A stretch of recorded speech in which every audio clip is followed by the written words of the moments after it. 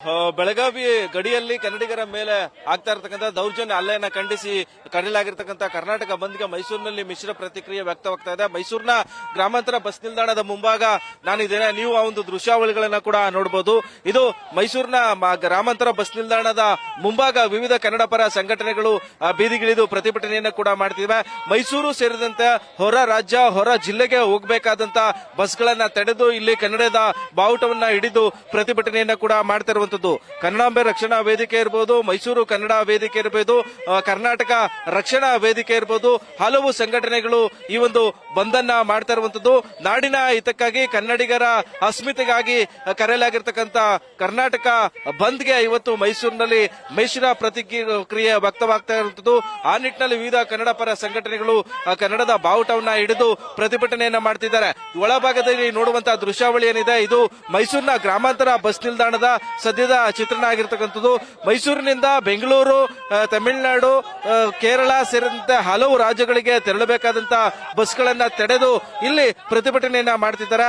ಆ ಮೂಲಕವಾಗಿ ಕರ್ನಾಟಕದಲ್ಲಿ ಕನ್ನಡರ ಅಸ್ಮಿತೆ ಜೊತೆಗೆ ಕನ್ನಡಿಗರ ಸ್ವಾಭಿಮಾನಕ್ಕೆ ಆಗ್ತಾ ಇರುವಂತಹ ಧಕ್ಕೆಯನ್ನ ಖಂಡಿಸಿ ಪ್ರತಿಭಟನೆ ಮಾಡ್ತಿದ್ದಾರೆ. ನೋಟಿಗೆ ಪ್ರತಿಭಟನಾಕಾರರು ಇದ್ದಾರೆ, ಅವ್ರನ್ನ ಮಾತಾಡಿದಾರೆ. ಈಗ ಬಂದ್ಗೆ ಯಾವ ರೀತಿ ಬೆಂಬಲ ವ್ಯಕ್ತವಾಗ್ತಾ ಇದೆ ಸರ್ ಮೈಸೂರಿನಲ್ಲಿ ಸಾಕಷ್ಟು ಜನ ವಾಲಂಟರಿಯಾಗಿ ಕನ್ನಡ ನಾಡು ನುಡಿ ಪರ ಧ್ವನಿ ಎತ್ತುವಂತಹ ಕೆಲಸದಲ್ಲಿ ಎಲ್ಲರೂ ಸಹ ವಾಲಂಟರಿಯಾಗಿ ಬಂದ್ ಮಾಡುವಂತ ಕೆಲಸಗಳನ್ನ ಮಾಡ್ತಾ ಇದ್ರೆ, ಇದೀಗ ತಾನೇ ಎಲ್ಲಾ ಕನ್ನಡ ಪರ ಹೋರಾಟಗಾರರು ಒಗ್ಗಟ್ಟನ್ನ ಪ್ರದರ್ಶನ ಮಾಡೋ ನಿಟ್ಟಲ್ಲಿ ಇನ್ನೇನೊಂದು ಅರ್ಧ ಗಂಟೆ 1 ಅವರ್ ಎಲ್ಲರೂ ಸಹ ಒಂದು ಒಗ್ಗಟ್ಟಂತೆ ಒಂದು ರ್ಯಾಲಿ ಹೋಗುವಂತ ಕೆಲಸವನ್ನ ಮಾಡ್ತೇವೆ.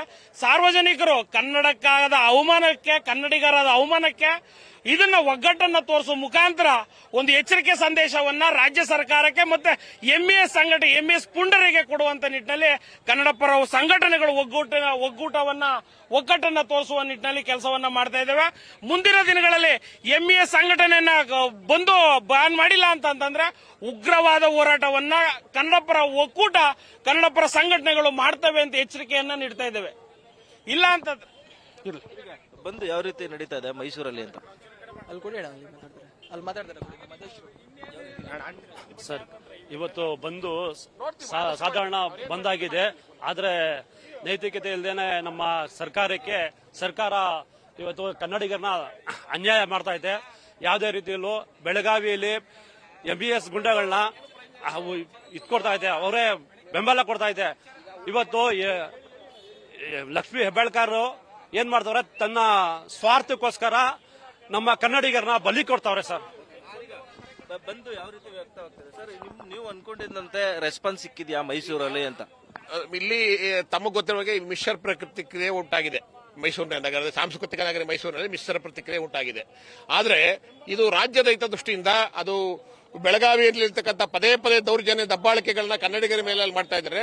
ಮತ್ತೆ ಮಹಾರಾಷ್ಟ್ರ ಸರ್ಕಾರ ಇಬ್ಬರು ಗಡಿ ಉಸ್ತುವಾರಿ ಸಚಿವರನ್ನ ಅಲ್ಲಿನ ಮಹಾರಾಷ್ಟ್ರದ ಗಡಿ ಮರಾಠಿಗರಿಗೋಸ್ಕರ ನೇಮಕ ಮಾಡಿದೆ. ಆದರೆ ಕರ್ನಾಟಕ ಸರ್ಕಾರ ಇದುವರೆಗೂ ಯಾವುದೇ ಗಡಿ ಉಸ್ತುವಾರಿ ಸಚಿವ ನೇಮಕ ಮಾಡಿಲ್ಲ. ಈ ಕೂಡಲೇ ಕರ್ನಾಟಕ ಸರ್ಕಾರ ಒಬ್ಬರು ಗಡಿ ಉಸ್ತುವಾರಿ ಸಚಿವ ನೇಮಕ ಮಾಡಬೇಕು. ಎಂಇಎಸ್ ಗೂಂಡಾಗಳನ್ನ ರಾಜ್ಯದ ಗಡಿ ಪಾರು ಮಾಡಬೇಕು. ಮತ್ತೆ ಎಂಇಎಸ್ ಏನು ಉಗ್ರಗಾಮಿ ಸಂಘಟನೆ ಅಂತೇಳಿ ಅದನ್ನ ನಿಷೇಧ ಮಾಡಬೇಕು ಅಂತೇಳಿ ನಮ್ಮ ಒತ್ತಾಯ. ಜೊತೆಗೆ ಮೇಕೆದಾಟು ಯೋಜನೆ ಜಾರಿಯಾದ್ರೆ ನಮ್ಮ ಮೈಸೂರು, ಬೆಂಗಳೂರು ಮುಂತಾದ ಈ ಭಾಗಗಳಿಗೆ ಅನುಕೂಲ ಆಗುತ್ತೆ, ಕುಡಿಯುವ ನೀರಿಗೂ ಅನುಕೂಲ ಆಗುತ್ತೆ ಅಂತ ಈ ಒತ್ತಾಯ ನಮ್ಮ. ರಾಜಕಾರಣಿಗಳು ಎಂದು ಕನ್ನಡಕ್ಕಾಗಿ ರಾಜಕಾರಣ ಮಾಡ್ತಾರೋ ಅವತ್ತು ಕನ್ನಡ ಉದ್ಧಾರ ಆಗುತ್ತೆ. ಇವರು ಕನ್ನಡದ ನಾಡು ನುಡಿ ನೆಲ ಜಲ ವಿಚಾರವಾಗಿ ಬರೀ ನಾಟಕ ಆಡ್ಕೊಂಡು ಮಾಡ್ತಾ ಇರುವಂತದ್ದು ಖಂಡನೆ ಅಂತ ನಾನಾದ್ರೂ ಹೇಳ್ತೀನಿ ಸರ್. ಬಂದೆಲ್ಲ ಇವಾಗ ಮಿಶ್ರ ಪ್ರತಿಕ್ರಿಯೆ ಇದೆ ಸರ್. ಎಲ್ಲರೂ ಈಗ ಏನು ಇಲ್ಲಿ ನಿರ್ವಾಹಕರು ಚಾಲಕರು ಮಹಾರಾಷ್ಟ್ರದಲ್ಲಿ ಏನು ಮಸಿ ಬೆಳೆದು ಕಳಿಸಿದ್ರು, ಅವ್ರ ಪರವಾಗಿ ನಾವು ನಿಂತ್ಕೊಂಡು ಹೋರಾಟ ಮಾಡ್ತಾ ಇದ್ರೆ ಅವರು ಬಸ್ಗಳನ್ನ ಚಲಾವಣೆ ಮಾಡುವಂತದ್ದು ಮತ್ತೊಂದು ಮಾಡ್ಕೊಂಡು ಬರ್ತಾರೆ. ಇದನ್ನ ನಾವು ಖಂಡಿಸ್ತೇವೆ ಸರ್, ಖಂಡಿಸ್ತೇವೆ. ಪ್ರಣತ್, ಇದು ಇಲ್ಲಿನ ಪ್ರತಿಭಟನಾಕಾರರ ಮಾತಾಗಿರ್ತಕ್ಕಂಥದ್ದು. ಬಹಳ ಮುಖ್ಯವಾಗಿ ಮಿಶ್ರ ಪ್ರತಿಕ್ರಿಯೆ ಮೈಸೂರಿನಲ್ಲಿ ವ್ಯಕ್ತವಾಗ್ತಾ ಇದೆ. ಆ ನಿಟ್ಟಿನಲ್ಲಿ ಬಸ್ನ ಚಲಾವಣೆಯನ್ನ ಮಾಡೋದಕ್ಕೆ ಇಲ್ಲಿ ತಡೆದು ಪ್ರತಿಭಟನೆಯನ್ನ ಮಾಡ್ತಿದ್ದಾರೆ. ಜೊತೆಗೆ ಮತ್ತೊಂದು ಕಡೆ ಅಂಗಡಿ ಮುಗ್ಗಟ್ಟುಗಳು ಕೂಡ ಯಥಾಸ್ಥಿತಿ ಇದೆ, ಆಟೋಗಳು ಕೂಡ ಓಡ್ತಾ ಇದೆ. ಹೀಗಾಗಿ ಮೈಸೂರಿನಲ್ಲಿ ಕರ್ನಾಟಕ ಬಂದ್ಗೆ ಮಿಶ್ರ ಪ್ರತಿಕ್ರಿಯೆ ವ್ಯಕ್ತವಾಗ್ತಾ ಇರುವಂತದ್ದು.